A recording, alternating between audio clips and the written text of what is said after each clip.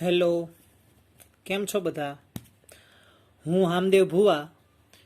આજે આપણે SY BCom semester 3ની અંદર ભાવનગર યુનિવર્સિટીની અંદર આવતા એક પેપર ઇન્ડિયન ઇકોનોમિક્સ વિશે અભ્યાસ કરીશું. જેમની અંદર પ્રથમ યુનિટ છે વિકાસશીલ અર્થતંત્ર, એટલે કે ભારતનું જે અર્થતંત્ર છે અથવા તો વિશ્વના જે અર્થતંત્ર છે એ વિકાસશીલ કેવી રીતે હોઈ શકે અથવા વિકસિત કેવી રીતે હોઈ શકે, આ બધા અંગે.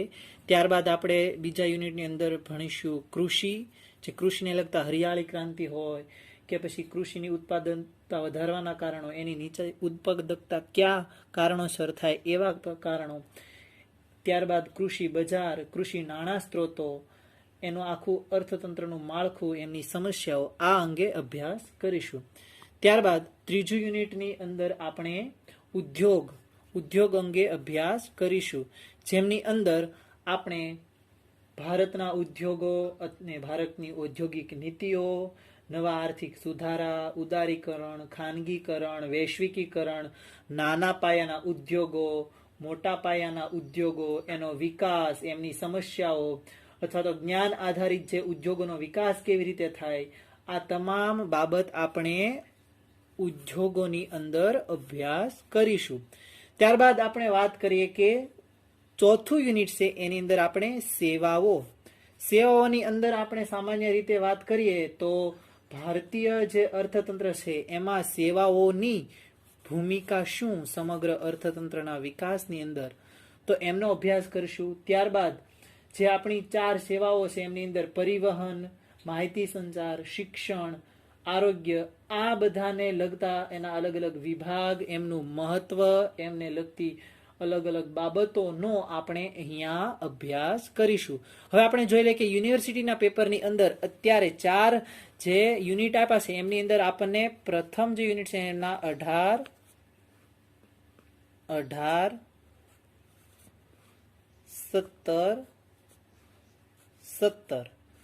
આવી રીતે આપણને અલગ અલગ જે યુનિટ વાઇઝ માર્કની અંદર આપણને ફાળવણી કરવામાં આવેલી છે. એમની અંદર 4 વિકલ્પ હોઈ શકે અથવા તો આમની અંદર 1 માર્કના હોઈ શકે. આવા અલગ અલગ જે આપણને સવાલ આની અંદરથી પૂછી શકે. તો હવે આપણે શરૂ કરીએ પ્રથમ યુનિટ, જેની અંદર આપણે ભણીશું વિકાસશીલ અર્થતંત્ર. તો હવે આપણે જોવાનું છે વિકાસશીલ અર્થતંત્ર. તો આમને આપણે સંધિ છૂટી પાડીએ તો આપણે એમ કહી શકાય કે વિકાસશીલ અર્થતંત્રની અંદર પ્રથમ આપણે જોવું પડે અર્થતંત્ર. હવે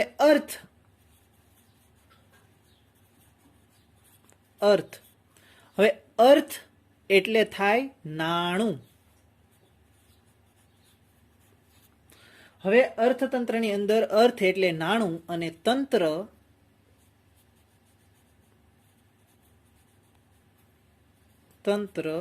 એટલે એમનું સમગ્ર સંચાલન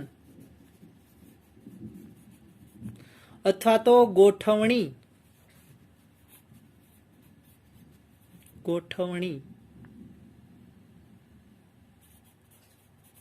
તો આવી રીતે સમગ્ર અર્થતંત્ર છે એમની અંદર જે વિકાસશીલ અર્થતંત્ર છે એવા અર્થતંત્રની અંદર નાણું અને નાણાંનું જે સંચાલન, એમની ગોઠવણી કરીએ, જે આપણે ફોટામાં જોઈ એ રીતે કે પહેલા જે અસ્તવ્યસ્ત નાણું છે એ નાણું અસ્તવ્યસ્ત છે, ત્યારબાદ એને સીધી રીતે ગોઠવણી કરવામાં આવે છે. હવે દાખલા તરીકે આપણે જોઈએ કે આપણે ઘરની અંદર 2 જણા કમાણી કરતા હોય તો 2 જણાનો જે પગાર આવે એનું આપણે સમગ્ર મેનેજમેન્ટ કરતા હોય, અથવા તો એક વ્યક્તિ કમાઈને લાવતી હોય તો આપણા જે સમગ્ર 1 મહિના દરમિયાન જે પગાર થતો હોય તો એ પગારને આપણે સામાન્ય રીતે એવી રીતે જોતા હોઈએ કે એ પગારને આપણે કેવી રીતે વહેંચણી કરશું, આપણે ઘરમાં કયા કયા વસ્તુઓની આવશ્યકતા છે, આપણે કઈ કઈ વસ્તુ લાવવાની છે ઘરમાં, કઈ કઈ જગ્યાએ ખર્ચ થશે, કઈ કઈ જગ્યાએથી આપણને આવક થશે, આ આપણે આપણા ઘર પૂરતું સમગ્ર વસ્તુ કરતા હોઈએ છીએ. હવે આપણે અહીંયા ધ્યાન એ રાખવાનું છે કે અહીંયા સમગ્ર દેશની વાત થાય છે. સમગ્ર દેશ હોય એમનું અર્થતંત્ર હોવું ખૂબ જ મહત્વનું બની રહે છે, કારણ કે સમગ્ર દેશની અંદર જે રાષ્ટ્રીય આવક થતી હોય, અને રાષ્ટ્રીય આવક આપણને કેમાંથી મળતી હોય છે? રાષ્ટ્રીય આવક એક તો આપણને મળતી હોય સેવાઓમાંથી, ત્યારબાદ કૃષિ ક્ષેત્રમાંથી, ઉદ્યોગ ક્ષેત્રમાંથી. આ બધી આપણને જે રાષ્ટ્રીય આવક પ્રાપ્ત થાય છે એમની આપણે વહેંચણી કરવી આવશ્યક છે, કારણ કે હંમેશા રાષ્ટ્રીય આવકની વહેંચણી કરવાથી લોકોની માથાદીઠ આવકમાં વધારો થાય છે, અને એના પરિણામે સમગ્ર દેશના જે નાગરિકો હોય છે એ નાગરિકો અલગ અલગ રીતે સામાન્ય રીતે પોતાની જે ઇન્કમ હોય એમાંથી ખર્ચ કરી અને સમગ્ર દેશનું અર્થતંત્ર ઉપર લાવવાની કોશિશ કરતા હોય છે. તો હવે આપણે અહીંયા ધ્યાન દેવાનું છે કે સામાન્ય રીતે વિકાસશીલ અર્થતંત્ર એટલે શું? આપણા દેશનું અર્થતંત્ર છે એ વિકાસશીલ અર્થતંત્ર છે, કારણ કે આપણે સમગ્ર રીતે વિકસિત થયા નથી. ભારત દેશનું જે અર્થતંત્ર છે એ વિકાસશીલ અર્થતંત્ર તરીકે ઓળખવામાં આવે છે, કારણ કે હજી આપણે વિકાસ પામવાનો ઘણો બાકી છે. માટે હવે પહેલાના સમયની અંદર એવું હતું કે વિકસિત અને અલ્પ વિકસિત એવા નામ આપવામાં આવતા હતા, પરંતુ જે દેશ વિકાસ થઈ ગયો હોય એને વિકસિત અર્થતંત્રના દેશ તરીકે ઓળખવામાં આવતા, અને જે દેશની અંદર હજી પણ વિકાસ થતો હોય, થવાનો બાકી હોય, એમને અલ્પ વિકસિત દેશો તરીકે ઓળખવામાં આવતા હતા. પરંતુ થોડા વર્ષો બાદ એમની અંદર સુધાર વધારા થયા, અને એમાં જે વિકસિત થઈ ગયા હોય એવા દેશોને વિકસિત અર્થતંત્રવાળા રાષ્ટ્રોના દેશો, અથવા તો અને જે વિકાસ પામતા હોય એવા દેશ હોય, એવું રાષ્ટ્ર હોય, એમને વિકાસશીલ રાષ્ટ્ર અથવા તો વિકાસશીલ દેશ તરીકે ઓળખવામાં આવતા થયા. હવે આપણે એક સામાન્ય રીતે જોઈ શકીએ કે કોઈ પણ દેશનું જે અર્થતંત્ર છે એમનો વિકાસ કેવી રીતે થાય છે. તો આપણે પ્રસ્તાવનામાં એ જોઈએ. હવે આપણે અહીંયા જોઈએ કે કોઈ પણ અર્થતંત્રનો વિકાસ કયા આધારે થાય છે. હવે આ અર્થતંત્રનો વિકાસ કરવો હોય તો કઈ બાબત આવશ્યક છે? તો સૌ પ્રથમ કોઈ દેશનો વિકાસ કરવો હોય તો એના અર્થતંત્રનો વિકાસ કરવો પડે, અને અર્થતંત્રનો વિકાસ કરવા માટે એ દેશમાં જે ટેક્સ હોય એ ટેક્સની આવકમાં વધારો થવો જોઈએ. જો ખરેખર ટેક્સની આવકની અંદર વધારો થાય તો સરકાર તરફથી જે આપણને જાહેર સુવિધાઓ, સવલતો, જે યોજનાઓ પ્રાપ્ત થાય છે એમની અંદર વધુમાં વધુ ખર્ચ થશે, અને એ સરકાર તરફ જે જાહેર સુવિધામાં ખર્ચ કરશે એના કારણે ખાનગી ક્ષેત્રનો હંમેશા વિકાસ થશે. આ ખાનગી ક્ષેત્રનો બહોળા પ્રમાણમાં વિકાસ થવાના કારણે લોકોની આવક વધશે. હવે હંમેશા આપણે યાદ રાખીએ કે જેમ આપણી આવક વધારે થશે એમ આપણા દેશનો અર્થતંત્રનો વિકાસ થશે, કારણ કે આ લોકોની આવક વધવાના કારણે સમગ્ર રાષ્ટ્રની આવક વધશે, એટલે કે રાષ્ટ્રીય આવકમાં વધારો થશે. અને ઓફકોર્સ એમ કહી શકાય કે રાષ્ટ્રીય આવકમાં વધારો થવાથી લોકોની માથાદીઠ આવકમાં પણ વધારો થશે, અને માથાદીઠ આવકનો વધારો એટલે અર્થતંત્રનો વિકાસ કહી શકાય, કારણ કે માથાદીઠ આવકમાં વધારો થવાથી લોકો ટેક્સની આવક ફરીથી ભરતા થશે વધુમાં વધુ. તો આ આખો ચક્રવત પ્રવાહ છે એમ આપણે કહી શકીએ. ત્યારબાદ આપણે સમજીએ કે કોઈ પણ દેશના અર્થતંત્ર છે એ મુખ્ય 3 પ્રકારના અર્થતંત્ર તરીકે ઓળખી શકીએ. હવે આપણે જોઈએ કે કોઈ પણ દેશ હોય એમાં વિશ્વના જે જરૂરિયાત સંતોષવાના સંદર્ભની અંદર અનેક પ્રકારની આર્થિક વ્યવસ્થાઓ જોવા મળે છે. તો આવી આર્થિક વ્યવસ્થાઓ અલગ અલગ 3 પ્રકારની અંદર અત્યાર સુધીમાં જોવા મળી છે. એમ કહી શકાય કે જે દેશની અંદર અલગ અલગ પ્રકારની આર્થિક વ્યવસ્થાઓને કારણે એ દેશની જે ઇકોનોમી હોય એમની અંદર વધુમાં વધુ સારી રીતે વધારો થઈ શક્યો હોય છે. તો આ 3 અલગ અલગ પ્રકારના અર્થતંત્ર અથવા તો અલગ અલગ પ્રકારની પદ્ધતિઓ છે એમ કહી શકાય. એમાં પ્રથમ પ્રકારની જો પદ્ધતિ છે એમને મૂડીવાદી અર્થતંત્ર અથવા તો મૂડીવાદી આર્થિક પદ્ધતિ તરીકે ઓળખી શકાય છે. મૂડીવાદી અથવા તો મૂડીવાદી અર્થતંત્ર અને મૂડીવાદી આર્થિક પદ્ધતિ તરીકે ઓળખી છે. બીજી જે છે અર્થવ્યવસ્થા એમને આપણે સમાજવાદી અર્થતંત્ર અથવા તો સમાજવાદી પદ્ધતિ તરીકે એનું આખું માળખું છે એમ સમજી શકાય. અને ત્રીજા પ્રકારનું અર્થતંત્ર છે એ આપણને મિશ્ર પ્રકારનું અર્થતંત્ર જોવા મળે છે. તો આ અલગ અલગ 3 પ્રકારની જે અર્થવ્યવસ્થા છે વિશ્વના કોઈ પણ દેશની અંદર આ 3 પ્રકારની વ્યવસ્થા તંત્રની જે સવલત છે એ આપણને જોવા મળશે. તો હવે આપણે પ્રથમ જોવાનું છે મૂડીવાદી અર્થતંત્રની અંદર અથવા તો મૂડીવાદી અર્થ પદ્ધતિની અંદર આપણે આર્થિક પદ્ધતિ જે મૂડીવાદી છે એ શું, એમની લાક્ષણિકતાઓ, એમના ગેરફાયદા, એમના ફાયદા, એમની અંગેની આપણે વિવિધ માહિતી મેળવીએ છીએ. તો હવે જોઈએ આપણે મૂડીવાદી અર્થતંત્ર અથવા તો મૂડીવાદી આર્થિક પદ્ધતિ. તો સૌપ્રથમ આપણે જોઈએ કે મૂડીવાદી અર્થતંત્રની અંદર કઈ કઈ બાબતનો સમાવેશ થઈ શકતો હોય છે. તો જે આર્થિક પદ્ધતિમાં ઉત્પાદનના સાધનોની માલિકી વ્યક્તિગત અને ખાનગી હોય ઉપરાંત જેમાં મુક્ત માલિકી પ્રથા જોવા મળતી હોય તેને આ મૂડીવાદી આર્થિક પદ્ધતિ કહેવામાં આવે છે. આ મૂડીવાદી આર્થિક પદ્ધતિ બજાર વ્યવસ્થા સાથે સંપૂર્ણ રીતે સંકળાયેલી હોય છે.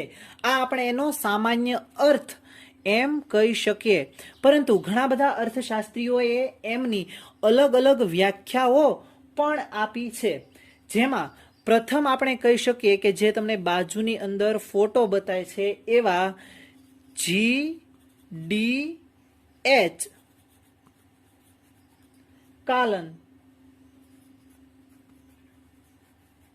તો એમના મતે એમ કહેવામાં આવે છે કે મૂડીવાદ એ એક પ્રકારનું વિશિષ્ટ વળતર પ્રાપ્ત કરવાની ઉત્પાદન પદ્ધતિ છે જેમાં ઉત્પાદનના બધા સાધનો ખાનગી માલિકીના હોય છે. એ GDH કાલનના મતે છે. અને આ બીજા છે જેમનો બાજુમાં તમને ફોટો બતાવી રહ્યો છે એ છે મેક્સ વેબર. મેક્સ વેબર એવું કહેતા હતા કે બુદ્ધિપૂર્વક અને પદ્ધતિસર નફો મેળવવાની પ્રવૃત્તિ એટલે મૂડીવાદ અથવા તો મૂડીવાદી આર્થિક પદ્ધતિ. તો આ બે જે અર્થશાસ્ત્રીઓ છે એ એમણે પોતાના મત અનુસાર અલગ અલગ મૂડીવાદી અર્થતંત્રની આપણને વ્યાખ્યા સમજાવી. હવે આપણે કોઈ પણ વસ્તુને સારી રીતે સમજવી હોય, એમની નજીક વધારે જવું હોય તો એમના લક્ષણો જાણવા ખૂબ જ અગત્યના બની રહેતા હોય છે.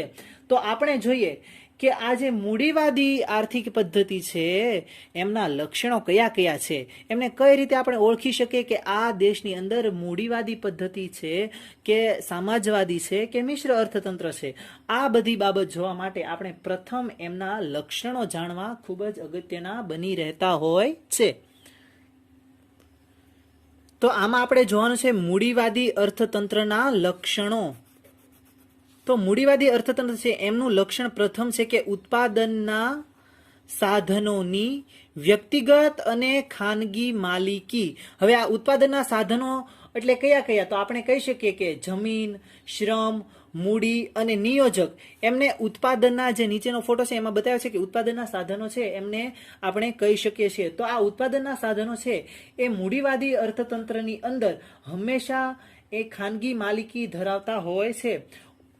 મૂડીવાદમાં ઉત્પાદનના સાધનોની વ્યક્તિગત કે ખાનગી માલિકી જોવા મળે છે, એટલે કે ઉત્પાદનના સાધનોની માલિકી પર સરકારનો કોઈ અંકુશ કે નિયંત્રણ હોતા નથી અને કુદરત તથા માનવ સર્જિત સાધનોનો વ્યક્તિગત રીતે મહત્તમ ઉપયોગ કરવાનો નિર્ણય લઈ શકાય છે અને એમાંથી વધુમાં વધુ આપણે નફો પ્રાપ્ત કરી શકવામાં આવે એમ પણ કહી શકાય. જે આપણે આગળ GDH કાલનના મત પ્રમાણે કીધું હતું એમ આપણે કહી શકીએ. અને મેક્સ વેબરે પણ કીધું હતું કે બુદ્ધિપૂર્વક આવી રીતે જે સરકારના પણ અંકુશ કે નિયંત્રણમાં ન હોય એવી રીતે ઉત્પાદનના સાધનો વ્યક્તિગત અને ખાનગી માલિકીના હોય છે. ત્યારબાદ આપણે જોઈએ બીજું, એમનું બીજું લક્ષણ છે ગ્રાહકની સ્વતંત્રતા. હવે આ મૂડીવાદી જે અર્થતંત્ર છે એમના એક લક્ષણ તરીકે ગ્રાહકની સ્વતંત્રતા પણ આપણને એમની અંદર જોવા મળતી હોય છે. અહીંયા આપણે ઇજારાશાહી લાગુ પાડી શકતા નથી, કારણ કે મૂડીવાદમાં ગ્રાહક વસ્તુની ખરીદી અંગે સંપૂર્ણ રીતે બુદ્ધિપૂર્વકના નિર્ણયો લઈ શકતો હોય છે. એ પોતાને જે પણ પ્રકારની ખરીદી કરી હોય એ પ્રકારની ખરીદી અહીંયા ગ્રાહક કરી શકતો હોય અને જે ગ્રાહકની ખરીદીના નિર્ણય ઉપર સરકાર કે કોઈ પણ વ્યક્તિનો અંકુશ કે નિયંત્રણ હોતા નથી. માટે આ એમનું એક લક્ષણ છે કે અહીંયા ગ્રાહકની સ્વતંત્રતા આપણને જોવા મળતી હોય છે. આપણે ત્રીજા લક્ષણ તરીકે કહી શકાય કે અહીંયા સંપૂર્ણ સ્પર્ધા જોવા મળે છે. જે પણ મૂડીવાદી અર્થતંત્ર છે એમની અંદર આપણને સંપૂર્ણ પ્રકારની સ્પર્ધા જોવા મળે છે એમ કહી શકાય. કારણ કે અહીંયા મૂડીવાદમાં સંપૂર્ણ રીતે સ્પર્ધાત્મક અર્થતંત્ર હોય છે, જેમાં વિવિધ વર્ગો વચ્ચે બજારમાં પૂર્ણ સ્પર્ધા થતી હોય છે. કોઈ પણ વ્યક્તિનો ઇજારો હોતો નથી. વિક્રેતા વર્ગ વચ્ચે માલના વેચાણ માટે, ગ્રાહક વર્ગ માટે માલની ખરીદી માટે અને રોકાણ કરનાર વર્ગ માટે જુદા જુદા ક્ષેત્રની અંદર મૂડી રોકાણ કરવા માટે અહીંયા અને મજૂર વર્ગ માટે રોજગારી પ્રાપ્ત કરવા માટે સ્પર્ધાઓ થતી જોવા મળે છે. અહીંયા સૌ કોઈ સ્પર્ધા કરે છે, અહીંયા ઇજારો જોવા મળતો નથી. અને ત્યારબાદ આપણે એમ કહી શકીએ કે અહીંયા સૌ કોઈ સ્પર્ધા કરી શકતા હોય છે. ત્યારબાદનું લક્ષણ છે એ આપણે કહી શકીએ તો કહેવાય કે અહીંયા મહત્તમ નફાની વૃત્તિ જોવા મળે છે. મહત્તમ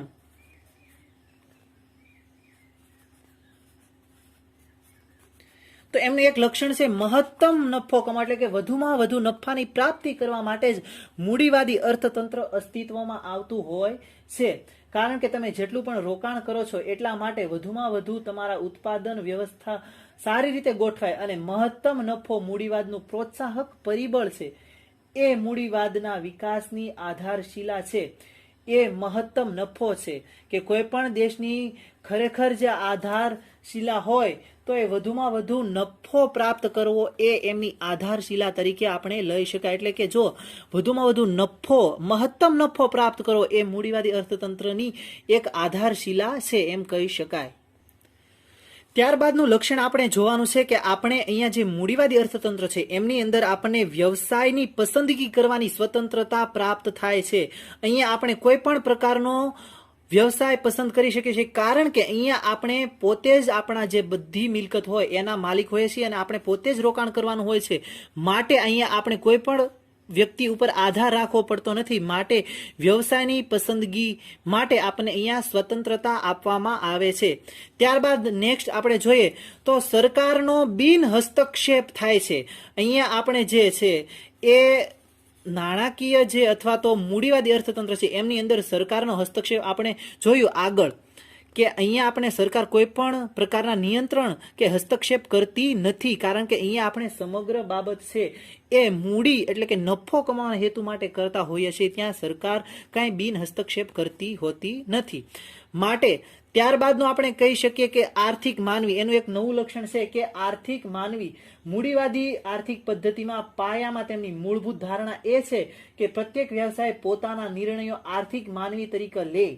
એટલે કે માનવી હંમેશા ઓછામાં ઓછી કિંમત, વધુમાં વધુ સંતોષ મળે એવા પ્રયત્ન કરે છે. જે વ્યક્તિ પોતાના નિર્ણયો લેતી વખતે સંપૂર્ણ સ્વતંત્ર હોય તો તે ગમે તે નિર્ણય લેતા પહેલા ખર્ચની સામે તેનાથી પ્રાપ્ત થતા સંતોષને વિચાર કરીને જ નિર્ણય લેશે. માટે અહીંયા વર્તમાન મૂડીવાદી આર્થિક પદ્ધતિમાં હંમેશા તમામ નિર્ણયો વ્યાપારી પેઢીઓ કે કોર્પોરેશન લેતા હોય છે.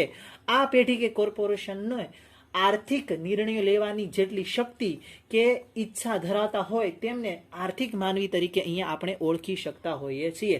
અને ત્યારબાદ છેલ્લું જે છે એ છે વારસાની પ્રથા. અહીંયા મૂડીવાદી અર્થતંત્રની અંદર હંમેશા વારસાની પ્રથા, જે હમણાં વધુમાં વધુ આપણે જોઈએ છીએ કે વધુમાં વધુ જે નેપોટિઝમ તરીકે આપણે ઓળખીએ છીએ એવો શબ્દ, પણ ખરેખર એ નેપોટિઝમને આપણે ગેરમાર્ગે લઈ જઈ રહ્યા છીએ. અહીંયા આપણે વધુમાં વધુ સારી રીતે એ જોવાનું છે કે મૂડીવાદી અર્થતંત્રની અંદર હંમેશા વારસા પ્રથા પ્રત્યે સ્થાન આપવામાં આવેલ છે, જેનાથી ખાનગી મિલકતનું અસ્તિત્વ ટકી રહે. કારણ કે આપણે મૂડીવાદી અર્થતંત્રનું મુખ્ય લક્ષણ છે કે એ ખાનગી પેઢીનું છે. માટે એનું અસ્તિત્વ ટકાવી રાખવા માટે એના મૂડીવાદમાં વારસદાર પ્રથા સ્થાપિત કરવામાં આવે છે અને કાયદેસરના વારસદારના વારસાને અસ્તિત્વમાં લાવી અને વસીયતનામું લખવામાં આવે છે અને એને માન્ય ગણવામાં આવે છે. આમ વારસો એ આપવાનું અને વારસો મેળવવાનો, આમ બંને હકો મેળવીને વારસાગત પ્રાપ્ત થાય છે. મૂડીવાદી અર્થતંત્રની અંદર વ્યવસ્થાને જીવંત રાખવા માટે વારસા પ્રથાનું સ્થાન અગત્યનું માનવામાં આવે છે. તો આવી રીતે આપણે જે મૂડીવાદી અર્થતંત્ર છે એમના અલગ અલગ જે લક્ષણો છે એ આજે આપણે જોયા કે જેમની અંદર ઉત્પાદનના સાધનો એ વ્યક્તિગત અને ખાનગી માલિકીના હોય છે. ત્યારબાદ ગ્રાહકોની સ્વતંત્રતા, સંપૂર્ણ સ્પર્ધા હોય છે. મહત્તમ નફો કમાવા માટે મૂડીવાદી અર્થતંત્ર અસ્તિત્વ પામે છે. ત્યારબાદ વારસાના યોગ્ય જે વ્યવસાય હોય એની પસંદગી સારી રીતે કરવામાં આવે છે. સરકારનો બિન હસ્તક્ષેપ હોય છે. ત્યારબાદ આર્થિક માનવી હોય છે અને વારસાની પ્રથા. આમ આપણે એના જે લક્ષણો અને આર્થિક વ્યવસ્થાતંત્ર શું અને મૂડીવાદી અર્થતંત્ર શું કહેવા માંગે છે, આ આપણે વિકાસશીલ અર્થતંત્રની અંદર 3 જે અલગ અલગ હતા એમાંથી મૂડીવાદીના આપણે લક્ષણ જોયા. ત્યારબાદ આપણે એમની સિદ્ધિઓ એટલે કે એમના ફાયદાઓ અને ગેરફાયદાઓ છે એ હવે પછીના લેક્ચરની અંદર આપણે જોઈશું.